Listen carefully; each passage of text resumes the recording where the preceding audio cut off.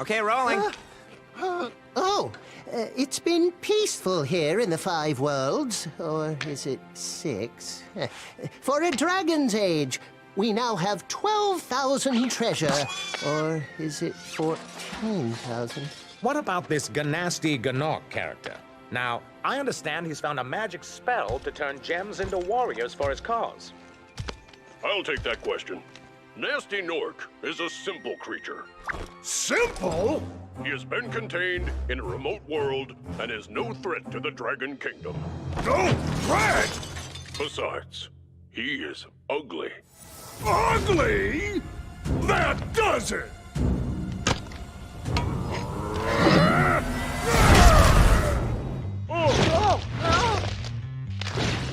Huh? Looks like I've got some things to do.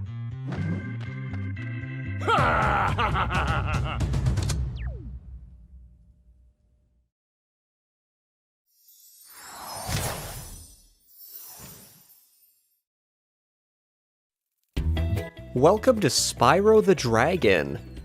This is my first playthrough on this channel. Hopefully you don't mind the playthrough I did of Pokemon Shield before that is not currently on the channel. We're not going to worry about that. We are just going to start with Spyro the Dragon, but on the Reignited Trilogy version on the Xbox One. Let's get our first dragon, Nestor.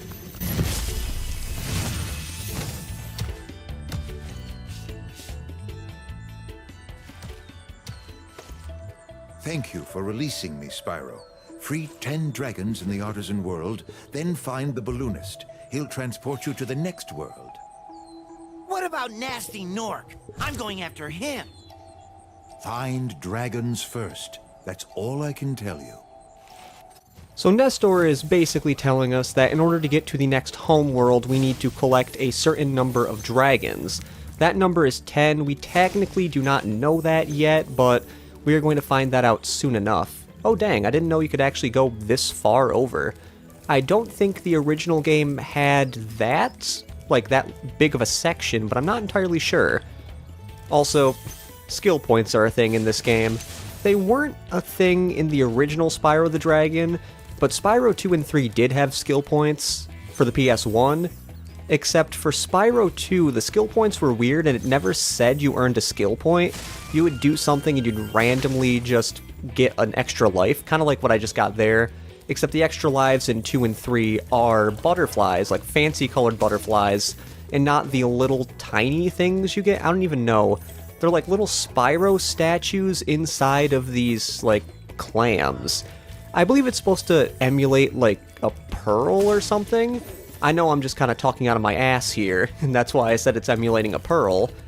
I'm also doing this homeworld way out of whack, because I haven't played this game in a while. Hey, Spyro, press the jump button twice to glide. And don't be afraid. Afraid? Of what? Falling from high mountain peaks? Plummeting into prehistoric glaciers? Oh, that. Well, buddy, I don't think we're going to be plummeting into any glaciers. We may fall down from peaks, though, in this game. That is something that could happen. Now, I'm not entirely sure if this game runs at 60 or 30. I believe it runs at 30. That's at least what I'm recording at, because my capture card cannot record in 1080p and 60 frames per second. I have the original Elgato game capture card HD, whatever it's called. I do not have the HD 60. Like, I've had this capture card for so long that I can't, like, they don't even sell it, really. You can probably get it used for a somewhat cheap price, but honestly, it's not worth it too much. Just get the HD 60 or the HD 60S or the 4K Pro. But I believe the 4K Pro from Elgato you have to plug into your computer. Well, let me rephrase that. You have to put it into a slot in your computer. I'm not too computer savvy. I mean, well, by that I mean I'm not too into, like, putting things into computers and IT tech things. I was a computer science major in college. I'm not in college anymore, but, you know, kind of can't get too much of a job in this area nowadays because, well, the coronavirus is happening, so that's fun. It's kind of funny, as soon as I stop doing my master's program, which is a story in and of itself that I'm not really gonna mention, once I stop that and have to look for a job, of course, this whole coronavirus pandemic happens, and I can't really get much of anything. Now, I'm not gonna mention too much about the coronavirus, just because I know it's not gonna be too relevant if you're watching this like 2 years from now, maybe 3 or 4, but it's whatever. Where's Gnasty Gnorc? I'll torch him. Keep your horns on, Spyro. You have much to learn first. Do you know what the dragonfly following you is doing?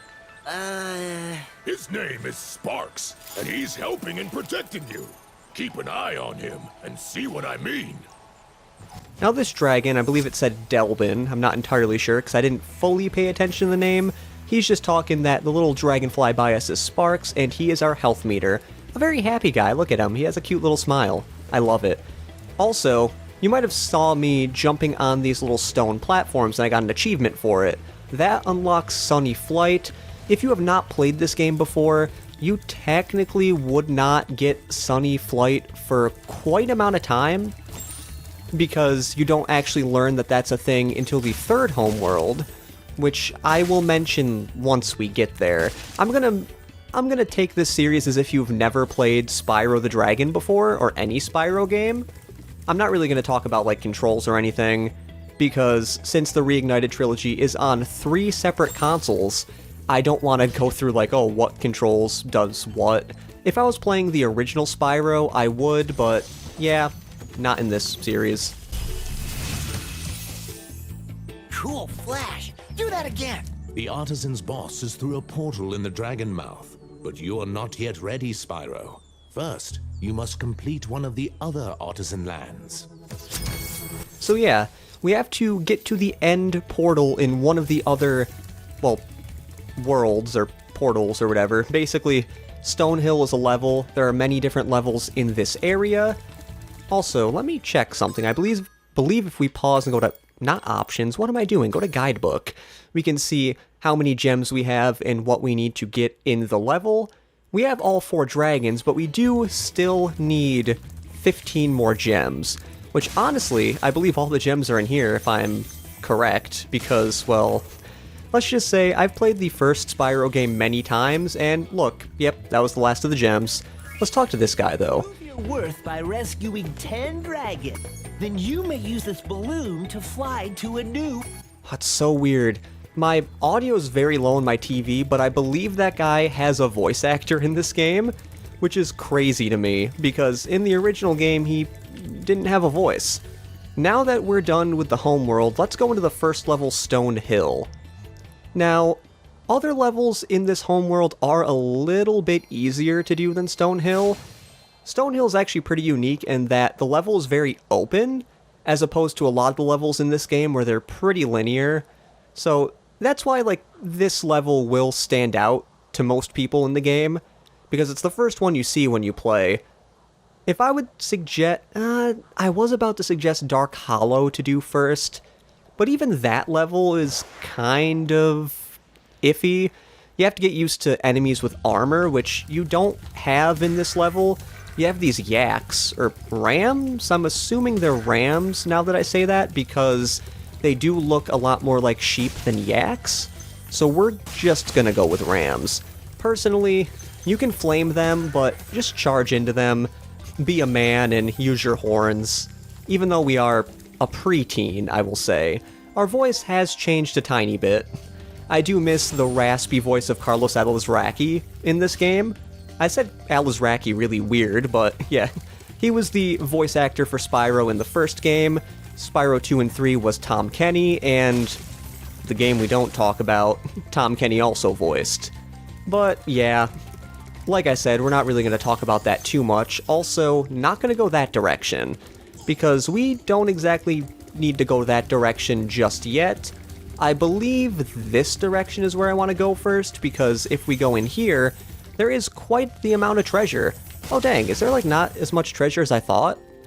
Dang, actually no, I think it's about the same. It's just I'm not used to the color scheme and like how... Well, I'm not used to playing Spyro in a widescreen setting.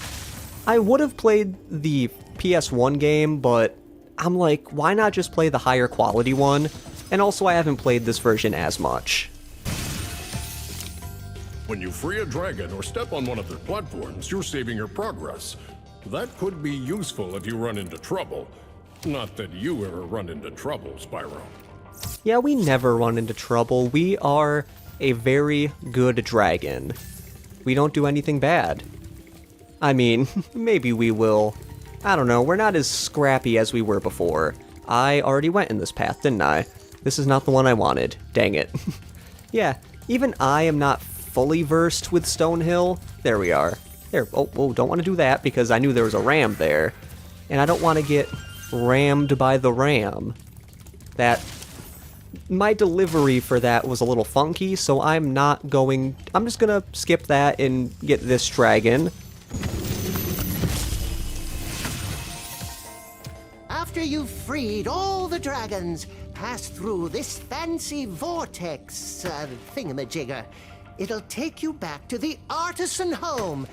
But first, let me tell you a story. No thanks. See ya! I always love what they do with the older dragons in this game. Spyro never wants to talk to them, so he's just like, I gotta go. I kinda can't really stay around here. I don't want to talk to you and have you ramble on for 20 years about your problems. Like, that dragon could have been around during, like, World War II. He may have been a little dragon, but who knows? I also don't know the lifespan of dragons, really. Who knows, maybe they'll live for, like, thousands of years. I don't know, hobbits in Lord of the Rings live quite a bit. I think when I was reading, like, the Lord of the Rings book, even though I really didn't read too much of it, I believe Bilbo was like, he had his 111th birthday he celebrated. Now, we could have gone into this section earlier, but there'd be no point because you would have to come back here to get the key. Oh, after you got the key. Watch the dragonfly, Spyro. His color indicates his power. When he eats butterflies, he stays strong. Like me. Sure. I love how Sparks eats butterflies to gain health, if I can talk correctly. Yeah, you'll see butterflies come out of sheep, which are called fodder. There are different types of fodder in each level. There's sheep in this one, and in the homeworld. Already went in there.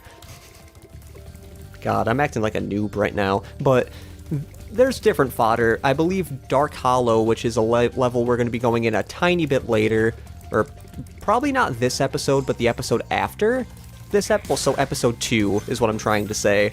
We'll go into Dark Hollow, and you'll see that there are frogs there. Where they work the same as sheep. You just flame them, charge them, and they produce a butterfly. Fodder will become a lot more scarce later on in the game. They're crazy in this level with sheep just because, well, it kind of goes with the aesthetic of the level. So that's probably why they do that. Also, this is, like, really easy. Not too easy to 100% though. You can actually beat this level really fast. You can, like, rush to the end portal and then just leave. I'm not a fan of doing that just because, well, this is a 100% playthrough. I've played through the original Spyro one 100% at least 2 or 3 times, and I've 100%ed this one. Even though I am getting achievements, I do have a separate account on this Xbox One, which is actually my girlfriend's, since I don't really own... I own a Switch, but I really did not want to play this game on the Switch because I don't think it would have ran as smoothly.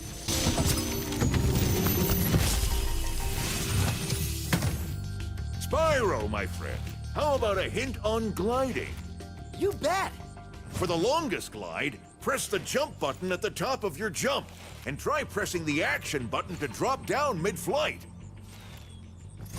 You know, we haven't really done too much gliding in this level, but yeah, you press A at the top of your jump after you jump by using the A button, and you can get a really long glide.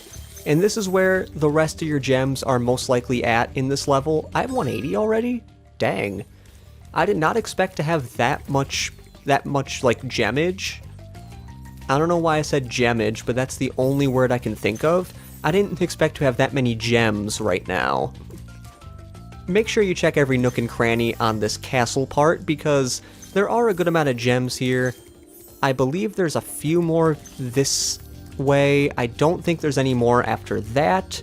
So let's continue on and go over to this side of the area. And we should be seeing something called an egg thief soon, but I'm not going to worry about it too much because, well, while you may be able to hear it, my audio on the TV is really low, so I will just be fumbling in the dark for a bit. I'll eventually find it, though. There's a gem over here, and I believe there should be a few more. The gems in this area tend to be within, like, a pile of trees. Well, not really a pile of trees, but a group of trees is where a lot of these gems end up being. And, as you see here, we have the egg thief, which you will eventually catch up to through charging, but what I like to do is get very close to it and then flame it. You can either do that or just, like, charge the whole way. It doesn't really matter. Although, if you do end up going to the side of it, he can turn around, and that is very annoying, let me tell you. It's very annoying having the thief just switch up on you like that, and then you basically lose all your progress, and then you get mad, you may throw your controller down. I don't think I've ever had that experience, but I mean, hey, some people get really mad at games.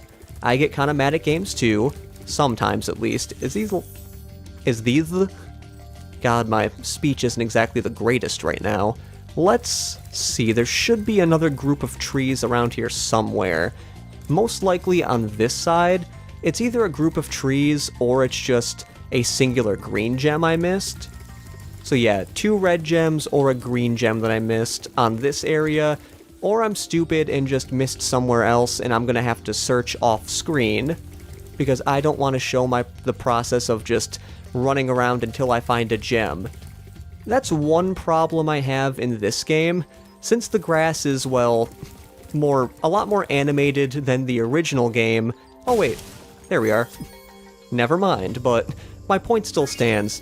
The grass in this game is a lot more animated than the original Spyro the Dragon, so a lot of green gems are really hard to find because they blend in with the grass. There's been many times where I'm playing a level that has a lot of green grass, and I end up not being able to find a gem, only to find out that the gem was literally just in the grass and I could not see it. Part of me wishes they made the gems a little more distinct compared to the grass. Only the green ones, though, since those are like the exact same color of the grass. And as I said before, the PS1 never had that problem because the grass was just a flat texture, I believe, and not just this animated thing, which, look, it gets burned when you flame. That's a really cool touch I love about this game.